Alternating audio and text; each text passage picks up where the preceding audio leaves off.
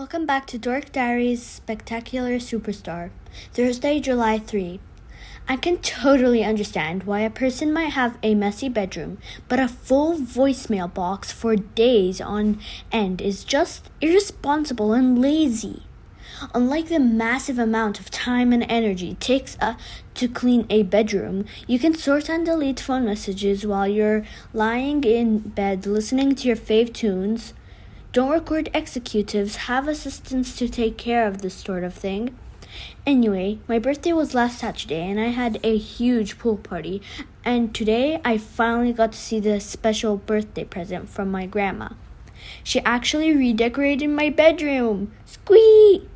The coolest part is a new bench and a cushion for a window seat where I can snuggle up to read a book and write in my diary. Chloe and Zoe were dying to see my room and all my birthday presents, so I had the brilliant idea to invite them to sleep over and help me write my thank you notes. Thanks, Chloe and Zoe, for that super cute tea. It's now my fave. Don't you just love it, Nikki? Now all three of us have matching bad boys tees, Chloe said, admiring my pink glittery shirt. We can wear them on tour. OMG, have you heard their newest song? Listen, Zoe raved as she blasted I Love You almost as much as my skateboard on her cell phone.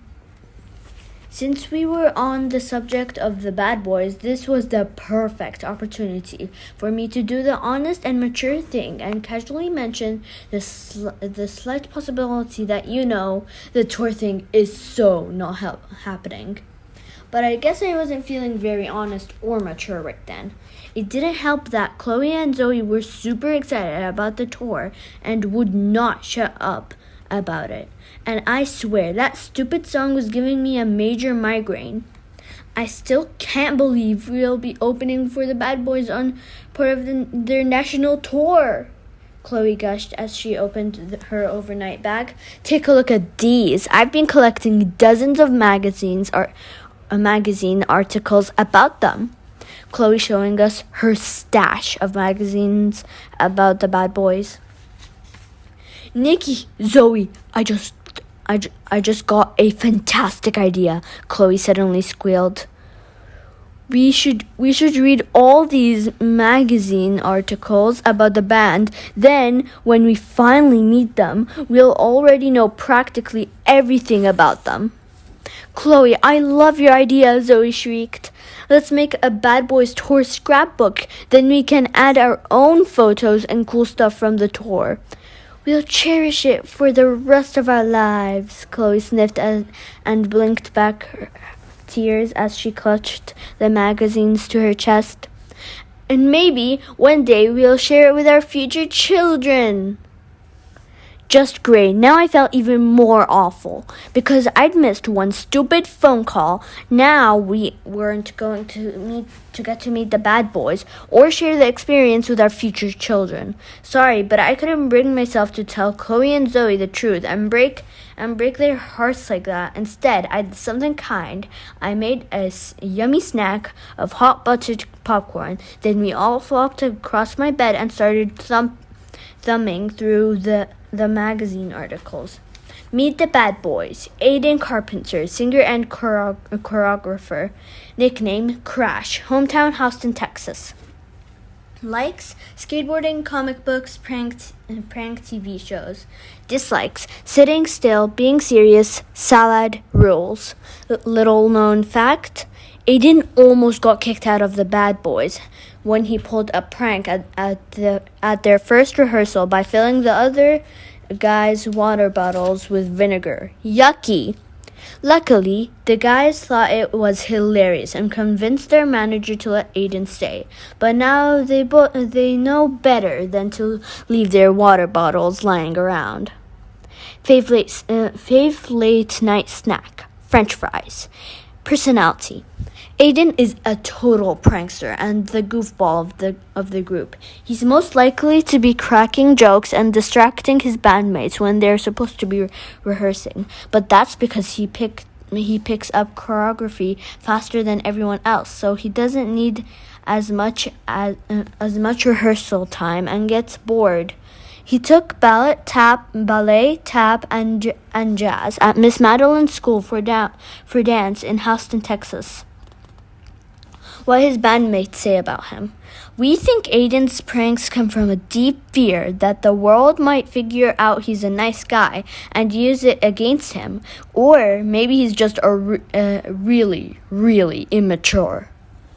Most beloved possession, skateboard signed by Tony Hawk. Most important quality in a crush, sense of humor.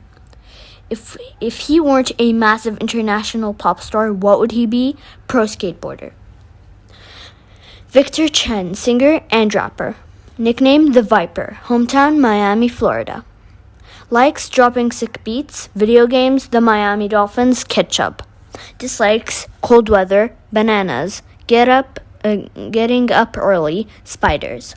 Little known fact, Vic won his middle school spelling bee with the word Jirarakusu. That's kind of viper. Wonder if that's how he got his nickname. Fave late night snack. Nachos. Personality? Vic is the baddest of the bad boys, a real tough guy who never shows his softer side, at least when he's on stage. He hails from the mean streets of Miami, actually, the suburbs, but shh, you didn't hear that here. He started his first dance crew when he was 9 and has a slick breaking dance move named after him, the Viper. What his bandmates say about him, don't let him fool you. Vic's a teddy bear. Well, a teddy bear tough enough to withstand a couple of tornadoes, but still a teddy bear. Most beloved possession, a leather jacket that belonged to Prince. Most important quality in a crush, confidence. If he weren't a massive international pop star, what would he be? A race car driver. My first job was in my uncle's auto shop, and I still drop by to mess around with the engines when I'm in Miami. Nicolas Perez, nickname Romeo, hometown New York City. Likes long walks on the beach, poetry, black coffee, meditation. Dislikes sports, dishonesty, marshmallows, TV commercials. Little known fact, Nick loves romantic comedies and cries during sad movies. Favorite night snack, pizza. Personality, Nick is the sensitive artist of the group, the one most likely to stay up all night discussing philosophy or writing a romantic ballad. Just because he's a little bit emo doesn't mean he can't let his perfectly tousled hair down and have some fun. But his first priority is always making sure you're having fun. He respects you, girl. What his bandmates say about him, Nick is either a hopeless romantic or a savage flirt. He's definitely the most popular with girls, but secretly, bro still sleeps with a teddy bear. You didn't hear that from us. Most beloved possession, the journal he's currently writing poetry and song lyrics in. Most important quality in a crush, a beautiful soul. If he weren't a massive international pop star, what would he be? A poet or a volunteer in the Peace Corps to help make the world a better place? I'd probably also work in my family's pizzeria whenever they needed me. Joshua Johnson, lead singer and plays piano and several other instruments. Nickname, teacher's pet, hometown, Los Angeles, California. Likes, dogs, chocolate, scary movies, solving physics problems. Dislikes, broccoli, crowds unless he's on stage, clowns. Little known fact, Joshua graduated a year early from high school and got into Harvard right before he was offered a spot in the Bad Boys. He deferred his acceptance and plans to attend in the future. Fave late night snack, brownies and ice cream. Personality, Joshua is the brains of the group and a real mama's boy. He's kind of introvert, preferring one-on-one conversations to big parties, and he can make anyone he's talking to feel they're the most important person in the world. He's a total Ravenclaw. I'm proud of it. What his bandmates say about him? Yo, Josh is stupid smart. The stuff he talks about sometimes we don't even know. Man, we wouldn't be surprised if he discovered a cure for cancer. Most beloved possession, a handwritten letter from Dr. Martin Luther King Jr. to his great-grandfather. Most important qualities in a crush, honesty and brains. If he weren't a massive international pop star, what would he be? Maybe a physician or a university professor. Probably both. Wow, I'm impressed. I had no idea these guys were so friendly, talented, and cool. Since I'm a pretty good artist, Chloe and Zoe begged me to start work on our scrapbook. So every day I'm going to read through the magazine articles and pick the best one and design an awesome scrapbook page. This project is going to be really fun and possibly a total waste of time. I was about to spill my guts and tell Chloe and Zoe the truth when another idea about how I could contact Trevor popped into my head. It was so simple. I couldn't figure out why I hadn't thought of it earlier. Because Chloe and Zoe were so close by, I casually picked up my cell phone and pretended to be checking out the bad boys on social media for cool ideas for our scrapbook. However, since I couldn't get a hold of Trevor by phone, I decided to send him an email.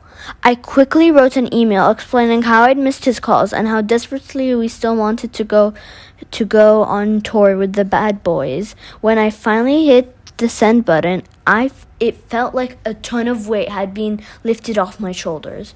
Trevor always answers my emails right away, so I was very sure I'd hear from him within 24 hours. Problem solved. What I didn't expect was to hear from him within 24 seconds. My heart was pounding as I nervously opened his email. When Trevor couldn't reach me by phone, maybe he'd anxiously waited for me to contact him via email. Since he'd responded so quickly. Right, wrong, this is what I received. Thank you for your recent email. I'm currently out of the office and I will be returning later next week.